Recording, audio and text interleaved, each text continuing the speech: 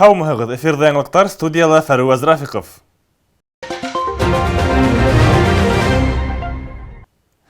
Сибай ҡала хакимиәте башлығы Рөстәм Авзалов 9 даланлы ғаиләгә торлаҡ һатып алыуға, маҡсатлы кредитты һаҡлауға һәм шәхси йорт һалыуға сертификаттар тапшырҙы. Беренсе яҙмабыҙ ошо хаҡта.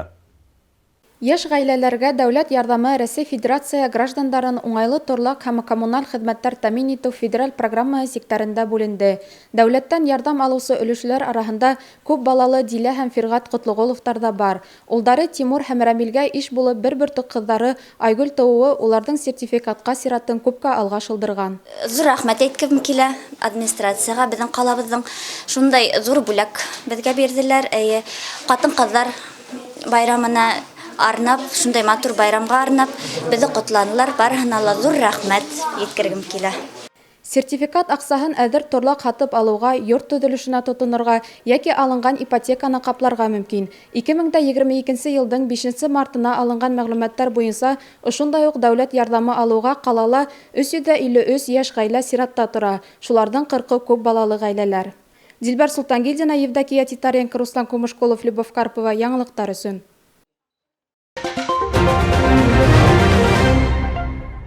Уҙған йылдың ноябрынан алып, быйыл 2 мартҡа тиклем ҡатын-ҡыҙ милләт әсәһе бөтә Рәсәй конкурсы уҙғарылды. Ярыштың педагог номинацияһында Сибай ҡалаһының Ҡурай балалар баҡсаһы тәрбиәсеһе Гөлшат Хасаева ҡатнашты.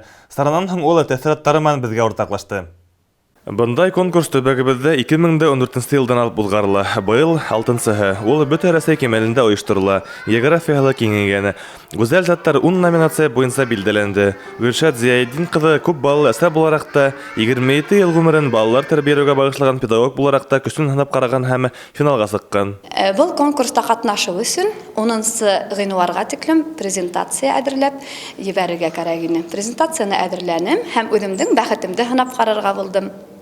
Шулай итеп, 500 презентация ебәрелгән, 500 кеше ҡатнашты, шуларҙың 150-һе финалға үтте. Шуларҙың араһында мин дә булдым. Был конкурста ҡатнашыуым шулай ҡыҙыҡ булды инде. Үҙем өсөн күп асыш эшләнем, яңы кешеләр менән таныштым, үҙем һымаҡ педагогтар менән аралаштым һәм бөтәһенә лә, бөтә әсәйҙәргә, бөтә ҡатын-ҡыҙҙарға был конкурста ҡатнашырға тәҡдим итәм. Сөнки ысын, абруйлы, матур конкурс. Ҡатын-ҡыҙ милләт әсәһе. Был һүҙҙәрҙә күп быуатлыҡ аҡыл сағыла. Ир бала үҫтерһәң, ир-ат тәрбиәләйһең, ҡыҙ бала үҫтерһәң, милләт тәрбиәләйһең тиҙәр халыҡта. Һәр кеше өсөн үҙ әсәһе милләт әсәһе булып тора. Йәмғиәт һәм тыуған илебеҙ өсөн эшләй алған барлыҡ яҡшы һәм изге эштәр өсөн ҡатын-ҡыҙҙарға мәртәбәле рәсарала рәхмәт әйтелде, тине беҙгә Гөлшат Зияйдин ҡыҙы. Ул ярышта көсөн һынап ҡарауы менән ғорурлана ала һәм гүзәл заттарҙан ошондай проекттарҙан ситтә ҡалмаҫҡа өндәй. Фәруаз Рафиҡов, Руслан Кумышкулов, Любовь Карпова. Яңылыҡтар. Кемдер тормош ауырлыҡтары, һынауҙары алдында юғалып ҡала, артабан йәшәп китерҙе, сәбәп таба алмай алаплана. Яҡташыбыҙ Таңһылыу Йәнтүрина шундай кешеләргә рухи көс һәм йән аҙығы булырҙай «Бәйге ғүмер» китабын сығарған. Киләһе яҙмабыҙ ошо хаҡта. Мәғариф ветераны Таңһылыу Йәнтүрина сәсмә әҫәрҙәр генә түгел, шиғырҙар яҙыуға ла әүәҫ. Китап сығарыуға уны бер туған ағаһы Вилүр Рахимғоловтың яҙмышы этәрә. Вилүр Зиннәт улының һаулығы мөмкинлектәре сикле булһа ла, ул эшҡыуарлыҡ менән шөғөлләнә. Уның баймаҡ кәсепселек үҙәге ваҡытында Урал аръяғын ғына түгел, тотош республиканы милли кейемдәр, музыка ҡоралдары, тирмәләр, башҡорт сувенирҙары һәм башҡа халҡыбыҙҙың кәсептәрендә ҡулланылған кәрәк-яраҡ менән тәьмин итте. Сибай моделле крайҙы өйрәнеү китапханаһында үткән китаптың исем туйында эшҡыуар хаҡында бик күп йылы һүҙҙәр әйтелде. Минең бер туған ағайым Вилүр Рахимғолов Башҡортостанда иң тәүгеләрҙән булып бизнес өсөн, эшҡыуарлыҡ өсөн башлап ебәрҙе.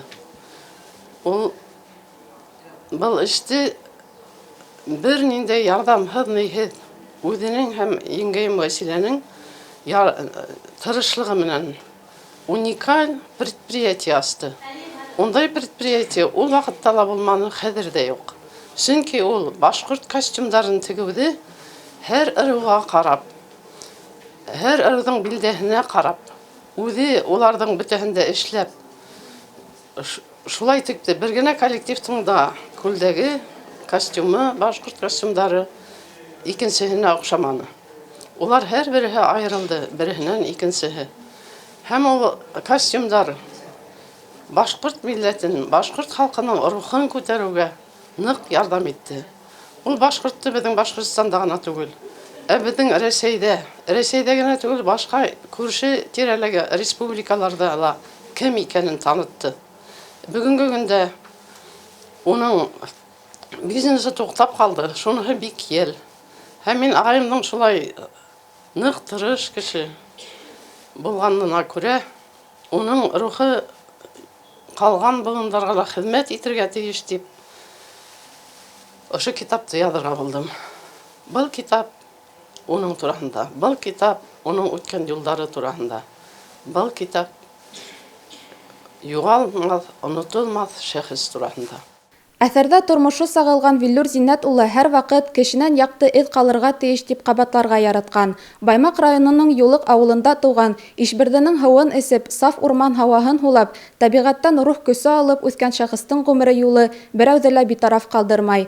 Китап Сибай һәм Баймаҡ ҡалаһы магазиндарында һатыуҙа бар. Әлеге ваҡытта Таңһылыу Янтурина хаж сәфәре йыйынтығы өҫтөндә ныҡышмал эшләй. Дилбәр Султангилдина, Фәруаз Рафиҡов, Руслан Көмөшҡулов, Любовь Карпова, яңылыҡтар өсөн.